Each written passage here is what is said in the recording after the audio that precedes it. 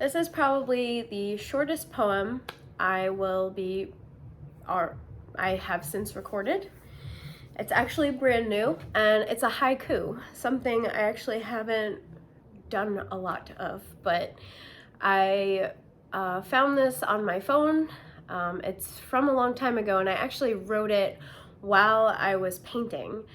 I was using a lot of blues and whites, and it was winter, and this sort of just came to mind from the painting I was creating.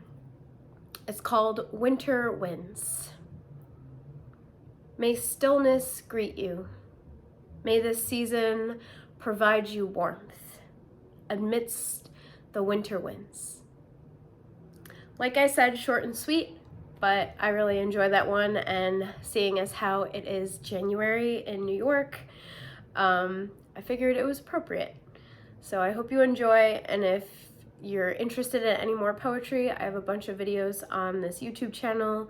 You can always check out my website or my book, Nothing at All or All at Once. Thanks for watching.